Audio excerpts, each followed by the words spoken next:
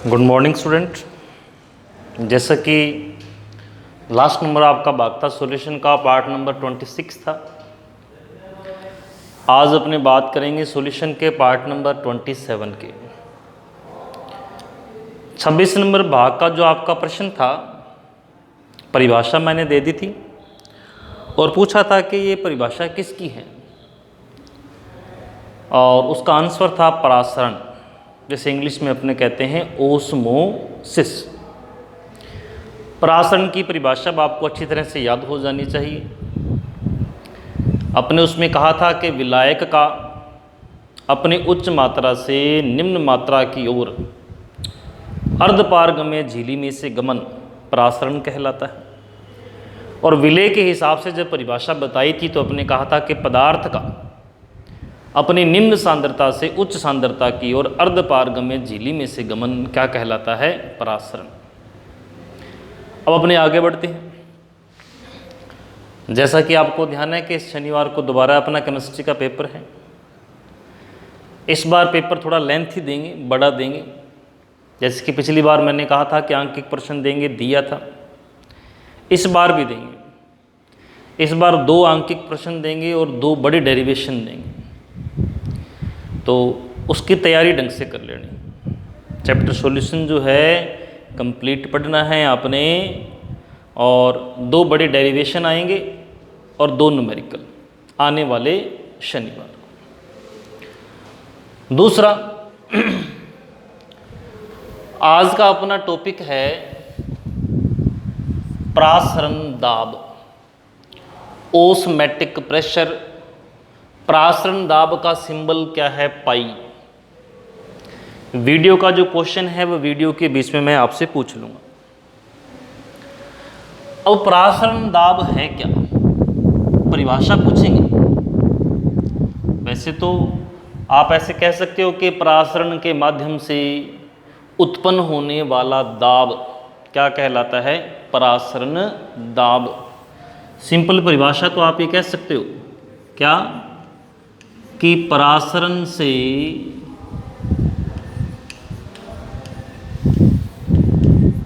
उत्पन्न होने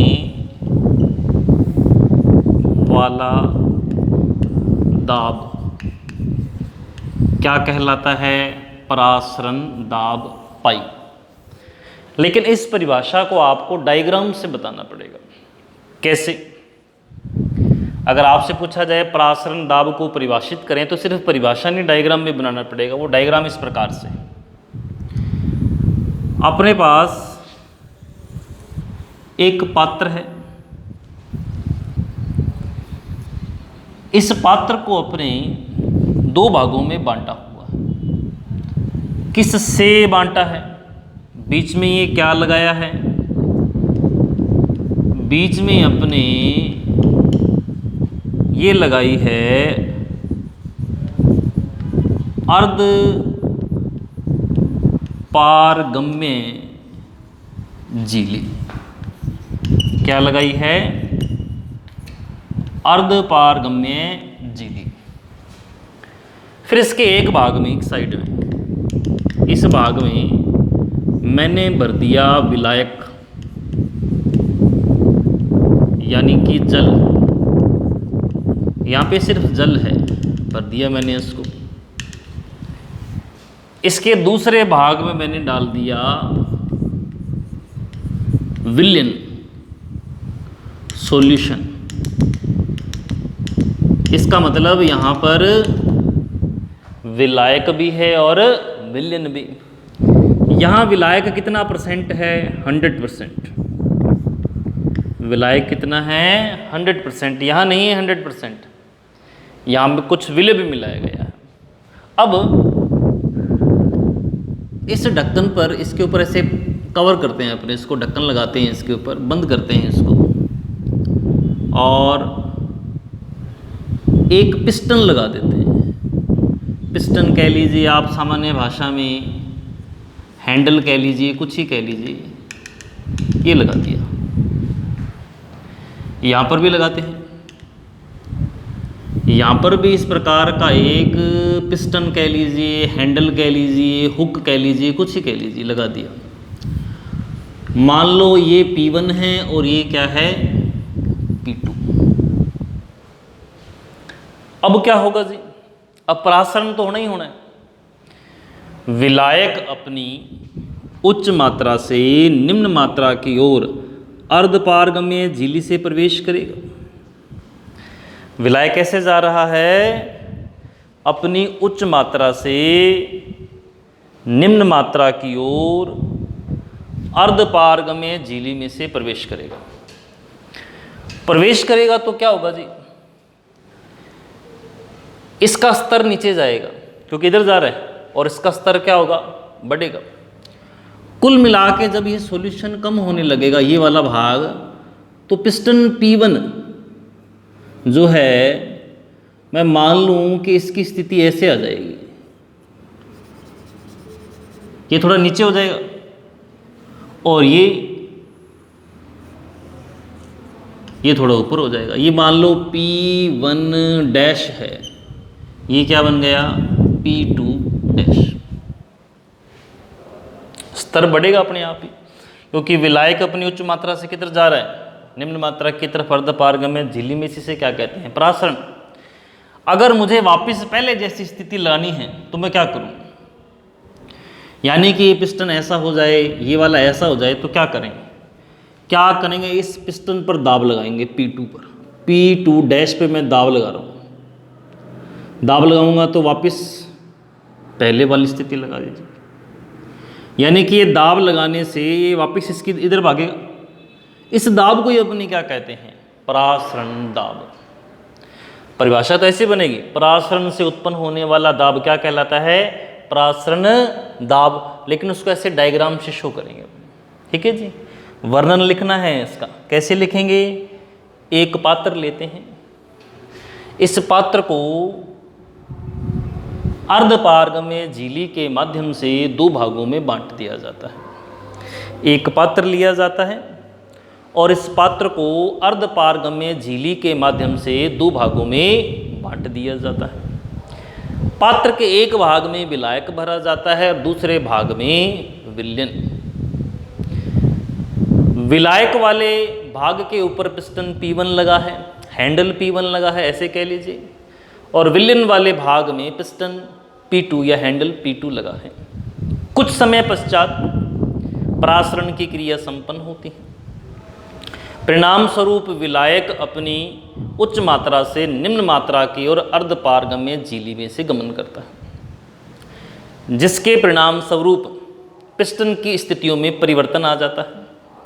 piston P2 dash स्थिति में आ जाता है और पिस्टन P1 डैश स्थिति में आ जाता है। इन पिस्टन को, इन हैंडल को अपनी पूर्व स्थिति में लाने के लिए जो दाब लगाया जाता है, उस दाब को ही परासरण दाब कहते हैं। ये जो मैंने बात बोली लिखनी है, बार बार वीडियो देखोगे, जो मैं कह रहा हूँ वो लिखना है, इस डायग्राम के नीचे लिख रही है। बात होगी, बात क्लियर। परासरण दाब को पाई से दर्शाते हैं, डायग्राम और उसका वर्णन। दूसरी बात ये मैंने लिख रखा है यहाँ पे कि व्युत्क्रम परासरण या प्रतिलोम परासरण किसे कहते हैं। व्युत्क्रम परासरण यानी कि प्रतिलोम परासरण किसे कहते हैं, क्या है। अपने सबके घर पर फिल्टर लगा होता है पानी वाला, उस फिल्टर के ऊपर देखो क्या लिखा होगा, उस पर लिखा होता है RO। कहते हैं ना, RO लगाए जी घर पे हमारे, RO। ये RO का मतलब क्या होता है, RO की फुल फॉर्म क्या है, आज के वीडियो का क्वेश्चन यही है। प्रश्न है कि RO की फुल फॉर्म क्या है। RO की फुल फॉर्म होती है बेटा जी, रिवर्स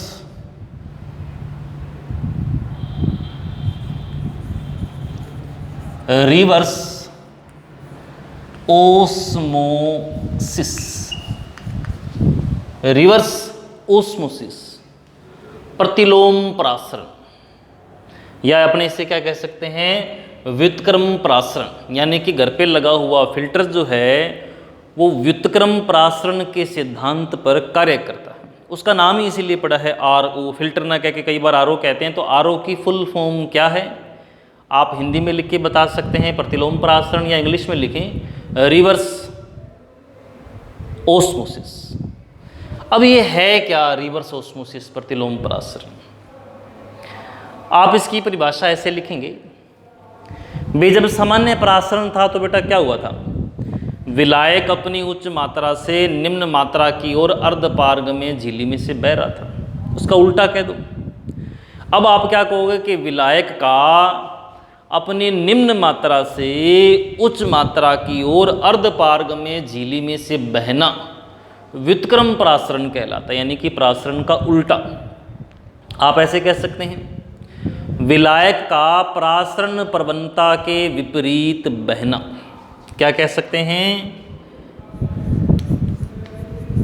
विलायक का प्रासरण प्रवणता के विपरीत बहना क्या कहलाता है, प्रतिलोम प्रासरण। दो परिभाषाएं लिखनी है, एक तो ये लिखनी है, दूसरी क्या लिखनी है, दूसरी जो मैंने पहले बोली क्या लिखेंगे, विलायक का अपनी निम्न मात्रा से उच्च मात्रा की ओर अर्धपारगम्य झिल्ली में से गमन क्या कहलाता है, प्रासरण, व्युत्क्रम प्रासरण। क्या कहलाता है, व्युत्क्रम प्रासरण। यूज कहाँ करते हैं इसका, घरों पे जो RO लगा है वो क्या काम करता है जी, आप कहेंगे सर जल को साफ करने का काम करता है। उस जल में मिला क्या हुआ था, अशुद्धियाँ मिली हैं, लवण मिला है, यहाँ अपने फ्लोराइड मिला है, यानी कि जल का विलवनीकरण करने में, जल का शुद्धिकरण करने में। पूछा जाए कि प्रतिलोम प्रासरण का कोई एक उपयोग बताइए, तो क्या उपयोग लिखेंगे, जल का विलवनीकरण करने में। किस क्या करने में, जल का विलवनीकरण करने में, या फिर क्या कह सकते हैं, जल का शुद्धिकरण करने में। होगी बात क्लियर? ठीक है जी, ये मैंने आपको बता दिया कि प्रासरण दाब किसे कहते हैं, व्युत्क्रम प्रासरण क्या होता है।